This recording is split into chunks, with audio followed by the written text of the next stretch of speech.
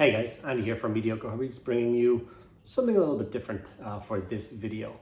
I've actually been an avid 3D printer now for about 2 years, and I have been a subscriber to Loot Studios now for, well, since they've begun. Recently they've set foot into the sci-fi side of things, and I thought I'd show you guys a little bit about that here today. So what I've done is I've printed off quite a large mech miniature from this month's Loot Studio bundle. He's called Turmo Robot. I don't know what his name is. And what I've done is I've printed him off. I've not printed off his base for their game system. I've put him on a Necromunda base, and I'm going to use him as a miniature in my Necromunda games. Stand-in rules as an Ambot or whatever I need it to be. In my head, he's some old-time forgotten robot left in the bells of Necromunda that is still active. It's still a murder machine, and any gang unfortunate enough to stumble across this thing on its patrols is going to have a pretty bad day. So I hope you guys like this video. It's a little bit different. I hope you still pick up a few tips and tricks from it. If not, just enjoy the video. So stick around to the end and let me know what you think. Enjoy. So the beginning of any super cool 3D project that you are looking to do is the hours of tedium waiting for the stupid model to print.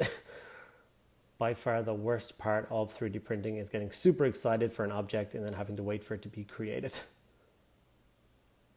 Once it's created, I use isopropyl alcohol to clean off any of the extra resin residue from the miniature.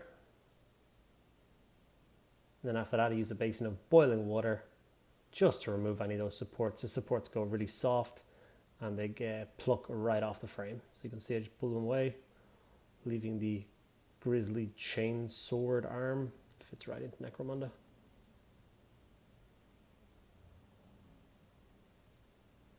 Once I've finished cleaning it up, I like to give it a brush on of IPA again, and that's why it's so shiny here. And it basically takes away any of the scratches or marks that you've left on it. So this is the model ready to be put on a base and sprayed up. I showed it to my friends and they all think it looked like a giant sweet, and they thought I should take a bite out of it, which I think was a terrible idea. And this is it. This is the Necromunda base that I have constructed for it. It's a standard 40k city base, but I got one of the Necromunda crates and I sawed it through I basically sawed the bottom half of the crate so it was the right height for his foot to be up on it. And then I sprayed the model with black and then grey.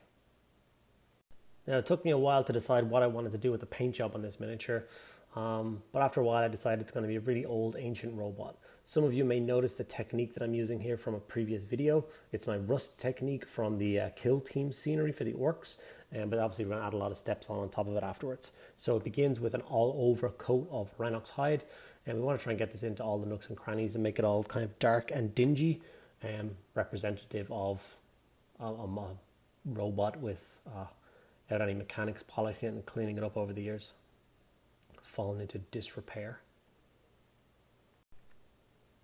After all of the brown parts are on, as you can see, I've also done some of the parts on the base that I want to have the rusty girdering on. The next we're going to move over to Ryza Rust. This is a dry paint, and we're going to stipple this across the entire miniature and the grading on the floors. We don't have to be too careful with this. I'm using a medium dry brush. I've removed most of the orange paint from the bristles, and then I'm just going to start stabbing until I think there's enough orange on the miniature.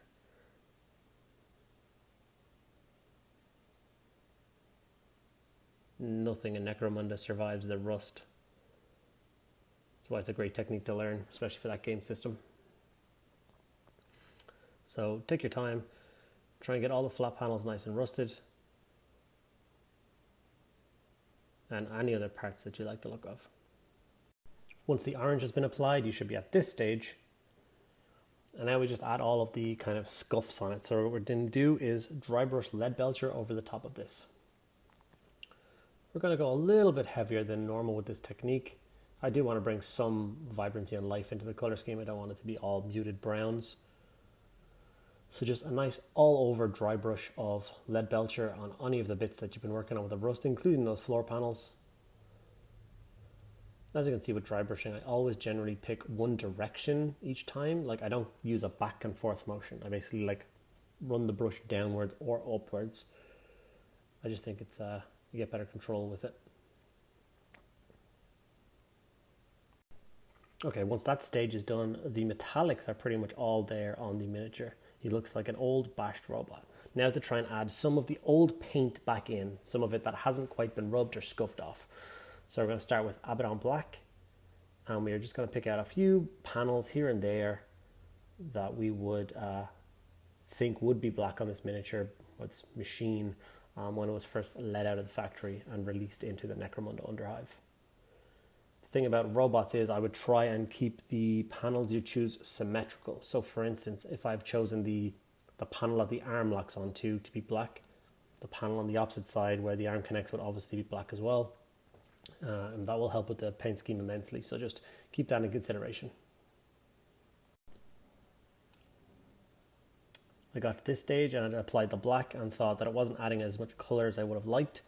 And going with the idea of industrial machinery, JCBs, old work machinery, I've gone for a yellow, basically like the hazard stripe colours. And I'm going to apply this to a lot more panels than I did the black. I had an absolute blast painting this colour on.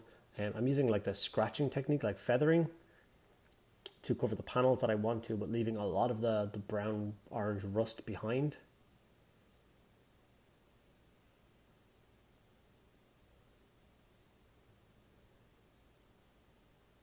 And you just got to take your time with this on any project. I mean, you could do a bunch of heretical knights with this color scheme. Your actual ambots for Necromunda would look great in this scheme.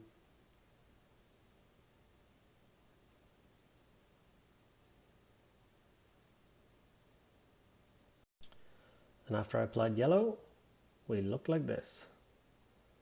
This was a huge step forward for me in this project. I finally thought that I'd made the right choices with the colors, and that it was going to be a worthwhile piece being in my collection. Moved on to a bit of Mephiston Red, and we're just going to add this to any of the danger zones on the miniature. So the missile or gas or whatever racks that is on his back, we're going to add a little bit of red to that, and a little bit of red around the casing of the gigantic chainsaw arm he has.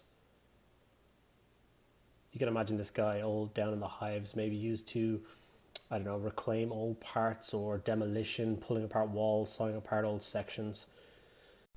Okay, once we have the colours and all the plating, we would just want to re-chip them up a little bit. So we're going to go back to Leadbelcher and just give a little bit of a light dry brush over those armour panels again, just to catch the edges and bringing them back to that kind of silver tint. This will just help with the idea that this thing has been stomping around in the Underhive for hundreds of years probably. I played around with the idea of making it an Arbites war machine, something they employ to fight off ambots and stuff like that. Any of the larger machines that the gangs have access to, maybe the Arbites brought something like this into the fold to help them on patrol and stuff like that. So maybe it's one of those old robots that has gotten damaged and wandered off in a battle and was never seen from again. Super happy with how it's turning out though.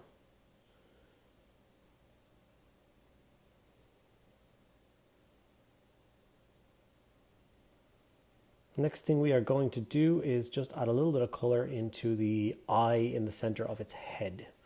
For this, we're just going to use a white paint, any white paint you got. I've got White Scars Air. It stays quite thin and is easy to use, so I use that a lot.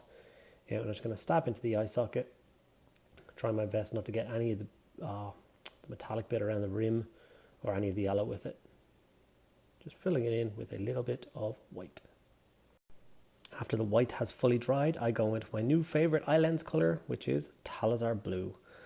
And I'm just going to put a little dot of this, well, I say a dot, a little blob of this in over the top of the white. And it's just such a cool effect. I'm such a huge fan of contrast paints.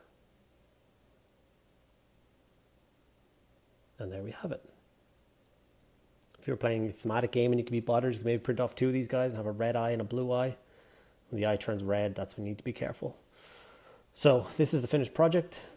I'm super happy with the result. He is a cool little war mech, stomping his way through the Underhive, wrecking gangs, and maybe trying to be claimed by the gangs. A story where you're trying to hack into them, maybe get control of them, use them in a game or two with your gang. If you guys liked this video, I know it was a little bit different. Throw me a like down below. If you want to see more videos like this in the future, just drop it in the comments below. And don't forget to subscribe and support me and support the channel. Thanks a lot, guys. I will see you guys in the next video.